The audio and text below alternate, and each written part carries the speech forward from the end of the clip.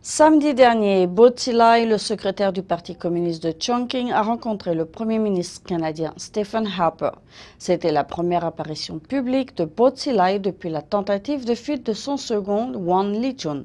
Mais les médias officiels chinois semblent avoir omis de mentionner Bo Xilai ou de publier ses photos dans leur reportage. Le 11 février dernier, Bo Xilai, le secrétaire du Parti communiste de Chongqing, rencontrait le Premier ministre canadien Stephen Harper au cours de la dernière partie de son voyage. C'était la première apparition publique de Bo Xilai après que son assistant Wang Lijun, maire adjoint et directeur de la police de Chongqing, se soit enfui au consulat américain la semaine dernière.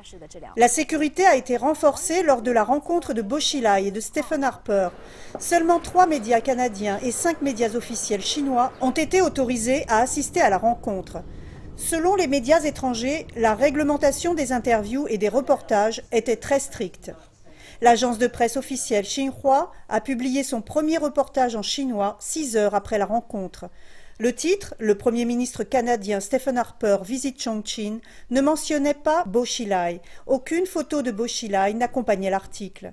Le journal local Chongqing Daily a publié l'article de Xinhua, également sans photo de Bo Xilai. Mais quelques jours plus tôt, quand Stephen Harper a rencontré Wang Yang, le secrétaire du Parti communiste du Guangdong, les médias officiels avaient publié des photos des deux hommes se serrant la main. Chang Tianyang, un consultant spécialisé sur les questions chinoises, explique ce que cela veut dire pour les médias officiels.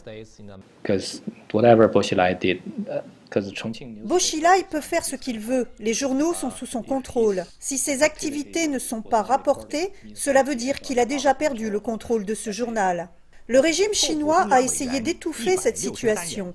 Selon Hu Ping, un observateur politique, le régime utilise la stratégie du souple dehors, dur dedans. Selon Wang Juntao, un militant pro-démocratie, le régime n'ose pas punir Bo Xilai maintenant, de peur de créer des troubles politiques qui pourraient influencer la visite de Xi Jinping aux États-Unis. Je pense que le régime chinois ne veut pas de répercussions politiques. D'un côté, Hu Jintao et Wen Jiabao veulent écarter Bo Xilai. De l'autre côté, ils veulent maintenir un environnement politique stable. Pour cela, ils ont fait en sorte que tout paraisse normal lors de la rencontre entre Bo Xilai et Stephen Harper. Les dirigeants chinois ont toutes les raisons d'éviter le scandale en 2012. Les factions rivales au sein du régime se préparent à la transition de pouvoir au terme du mandat de Hu Jintao à la fin de cette année.